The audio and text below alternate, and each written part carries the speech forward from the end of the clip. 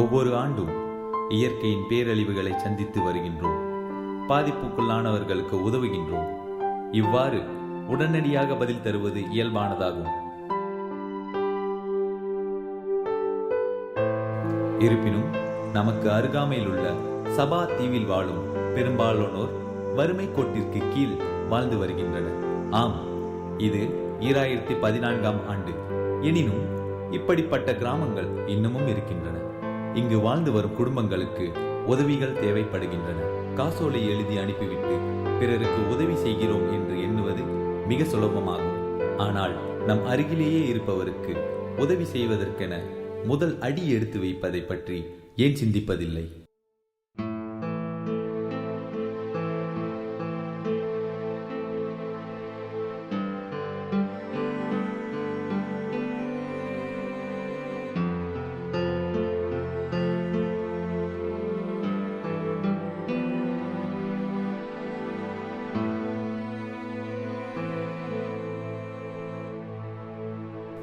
இவ்வாண்டு தவக்காலத்தை கடைபிடிக்கும் போது நோன்பு என்பது வாட்டமான முகத்தோற்றத்தை கொண்டிருப்பது அல்ல என்று முதலில் உணர வேண்டும்.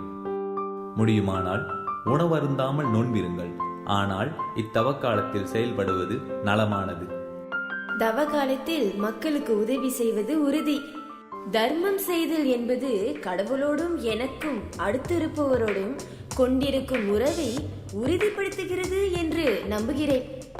ஆனால் அந்த மக்களுக்கு உதவுவது என்பது எவ்வகையிலும் இயலாது. நாம் எளிதாக இவ்வாறு ஒரு முடிவுக்கு வந்து விடுகிறோம். எனினும் சாராவை பற்றிய உண்மையான நிகழ்வு இது. இவரின் உண்மையான பெயர் அல்ல, திரைப்படத்தில் வருவது போன்று வாசிக்கப்படுகின்றது. பிலிப்பிய நாட்டைச் சேர்ந்தவள். மலேசிய நாட்டில் அதிக சம்பளம் கிடைக்கும் என்ற எதிர்பார்ப்போடு அழைத்து வரப்பட்ட பெண்களில் இவரும் ஒருவர். ஆனால் இவர்கள் இவ்வகையான விபச்சார தொழிலில் ஈடுபட கட்டாயப்படுத்தப்பட்டு அருந்தக பணிப்பெண்களாக பாரில் வேலை செய்ய வேண்டிய நிலைக்கு தள்ளப்பட்டவர்கள். இவ்வகை வேலையில் ஈடுபடாத நேரங்களில் அவர்களின் அறையில் யார் கண்ணிலும் படாதவாறு தனியாக அவர்களை அடைத்து விடுவர். ஆம், இது 2014ஆம் ஆண்டு. எனினும் இன்று புது வகையான அடிமைத்தனம் நிலவுகின்றது.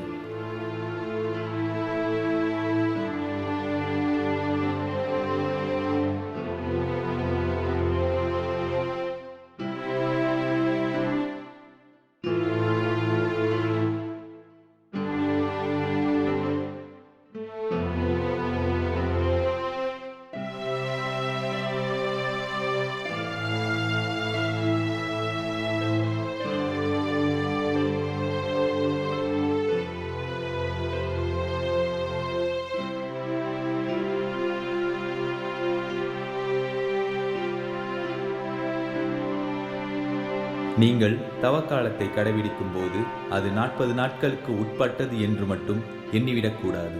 இது காலத்தின் எல்லையை கடந்த ஒன்றாகும். அதாவது தாங்கள் எப்படிப்பட்ட பணி செய்ய அழைக்கப்பட்டிருக்கிறீர்கள் என்பதை சுட்டிக்காட்டுவதாகும். செவியுங்கள். தாராளமாக கொடுக்க இயலுமானால் தர்மம் செய்யுங்கள். ஆனால் இந்த தவக்காலத்தில் செயல்படலாம். திருச்சபை மன்னிப்பை பத்தி தான் பேசுது. ஆனா அவர்களுக்கு என் கணவரை பத்தி எதுவும் தெரியாது. அந்த பொம்பளை பொறுக்கிய பத்தி தான். குழந்தைகளுக்காகத்தான் நான் இன்னும் குடும்பமாக வாழ்ந்துகிட்டு இருக்கேன்.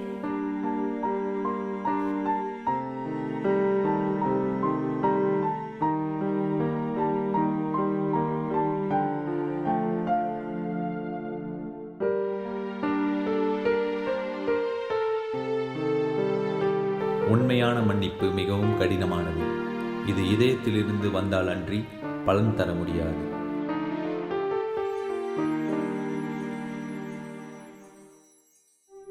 அடிக்கடி நாம் நம்மையே கேட்டு பார்ப்போம்.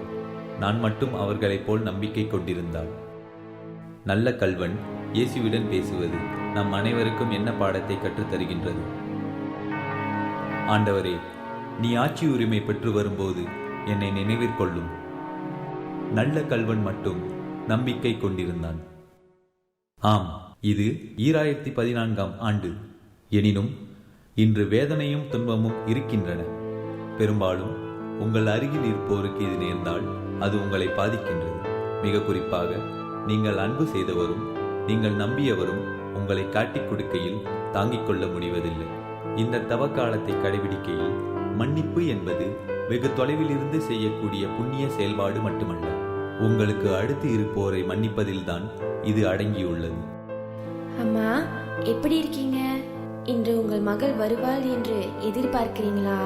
கவலைப்படாதீங்க, உங்களை சந்திக்க இந்த ஈஸ்டருக்கு வருவாங்க. அவளின் குடும்பம் அவளிடம் பேசி பல ஆண்டுகள் ஆகிவிட்டன. இருப்பினும் செத்துக் கொண்டிருக்கும் இந்நாட்களிலும் தன்னுடைய மகள் தன்னை பார்க்க வருவாள் என்ற சிறிய நம்பிக்கையோடு இருக்கின்றாள். தான் செய்த தவறுக்கு மன்னிப்பு கேட்க விரும்புகிறாள். தன் மகள் தன்னை இதயபூர்வமாக மன்னிப்பாள் என்று நம்புகிறாள். ஆம், இது 2014ஆம் ஆண்டு. இன்றும் பலர் தங்களுடைய குடும்பத்தை புறக்கணித்துவிட்டு ஓடிப்போகும் நிலை தொடர்கின்றது. மனிதன் தன் வாழ்வில் தனித்து விடப்பட்டோம் என்று உணர்வதும் தான் மறக்கப்பட்டுள்ளோம் என்று உணர்வதும் தான் மிகவும் மோசமான உணர்வாகும். இவ்வாண்டு தவக்காலத்தை கடைபிடிக்கும் போது தவக்காலம் உன்னை பற்றியது என்று உணர்ந்து பாருங்கள். இது உங்களையே புதுப்பிக்கவும் மாற்றவும் வல்லது.